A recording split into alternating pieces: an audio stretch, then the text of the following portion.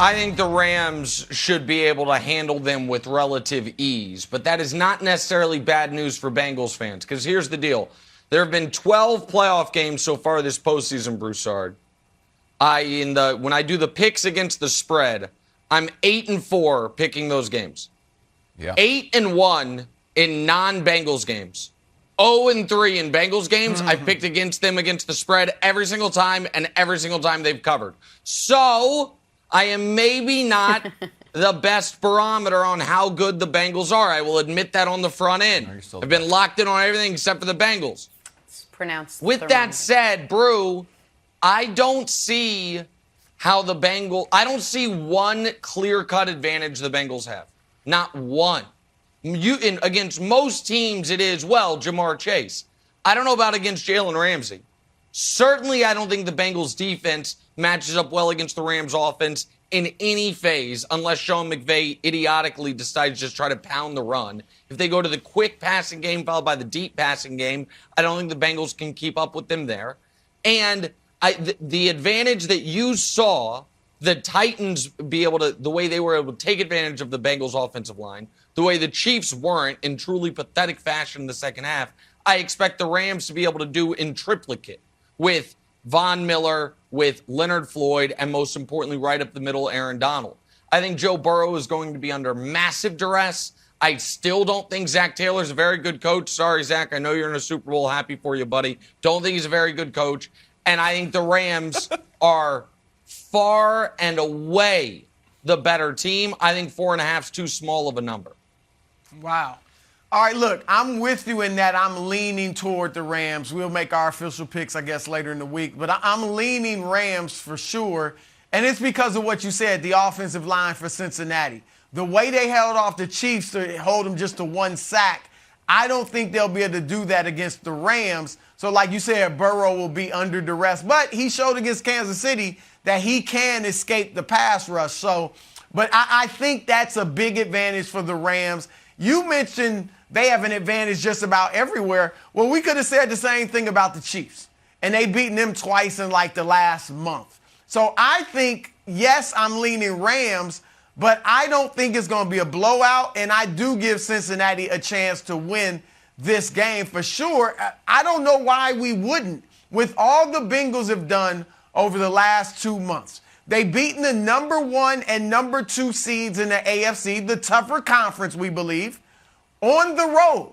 All right, they've won 6 straight games, their last 6, in which they've played their starters, and all of those teams were solid teams, even the ones, Denver and Baltimore, that didn't even make the playoffs.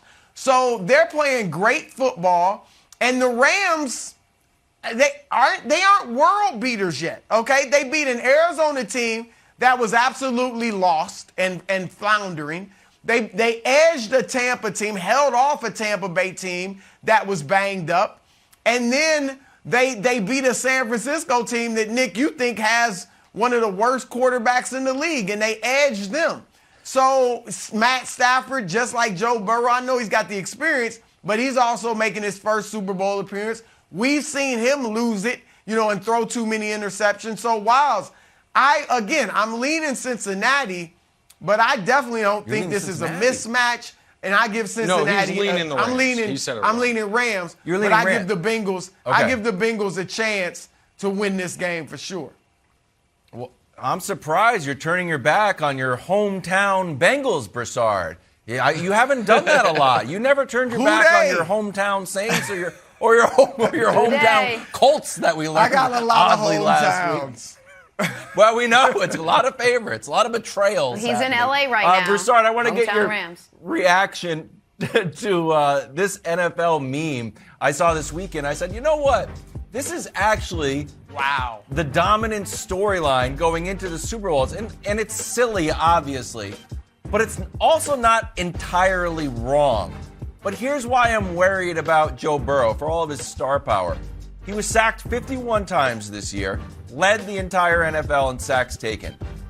When they're in the Super Bowl, a 2-sack differential can decide the game. It's 25-5.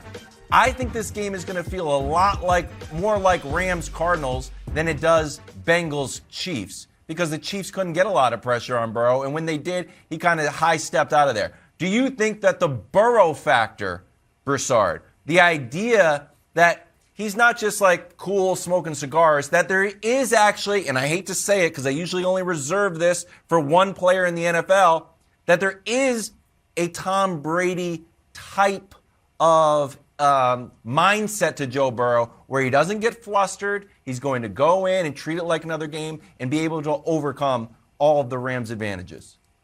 I do. I think there are some similarities with Brady in terms of mindset. Tom Brady, as a 6th-round pick, had no problem stepping in and taking the job from Drew Bledsoe, who was the NFL's first $100 million man. Okay, so Tom Brady was like wise or poised beyond his years and beyond his accomplishments. And Joe Burrow is the same exact way. We remember just a couple years ago, everybody was saying, don't go to Cincinnati. No matter what you do, don't go to the Bengals. He had no problem going there, and here they are 2 years later in the Super Bowl. So, Nick, I don't think this is a cliche. He doesn't know what he doesn't know. He's too young to be intimidated and all that. But it's true. I'm not saying Burrow's going to throw for 400 yards, but I don't think the moment's going to be too big. I think he's going to go out there and feel like he belongs. And if he gets the time to throw, I think he's going to play a good game and give them a chance to win. So, listen, this is not an anti-Joe Burrow take, and we'll talk about it throughout the week. If the Bengals win the Super Bowl, then Joe Burrow will have a legitimate claim that he's the best quarterback in the NFL. Like, he's going to be able to make that case. No, he will. Like, if they win the Super Bowl, and it's like, hey, I've played Mahomes twice, I've beat him both times, I've started one healthy season, I won the Super Bowl, my healthy year in college, last year in college, no one beat us, we had the best offense ever. Like, that is at least a legitimate case to be made. So I'm not trying to disrespect Burrow here. What I am saying is, if you were we all agree the Bengals' strength is their offense versus their defense. Even if we've slightly underrated their defense, their strength is the offensive side of the ball. What if you were to say, all right, who is the one player in the league best poised to slow down Jamar Chase? That player plays for the Rams. And if you were to say who is currently the one pass rush in the league you least want to go up against with your Swiss cheese offensive line, that pass rush is for the Rams. And so I think this is just a brutal matchup where the Rams defense can take advantage of what the Bengals' biggest weakness is and can somewhat, not totally, somewhat neutralize what is the Bengals' biggest offensive edge, which is Chase or Higgins, their passing game as a whole. I think there's a chance, Jenna, that they use Ramsey, that they end up saying, you know what? We're just going to double Chase the whole time without Ramsey, put Ramsey one-on-one on your number 2, and in that regard, take away both of your best passing options. Yeah, your tight end got hurt against the Chiefs in Arizona, so he's likely not going to play. Like, all of that, to me, it's a really uphill climb. I think the fair number on this is 7.5, not 4.5. I'd be very impressed if they could keep it to one score. Thanks for watching. Subscribe here to get the latest from the show. Also, be sure to check out more of the best clips from First Things First, or go watch a few segments from our other shows on FS1.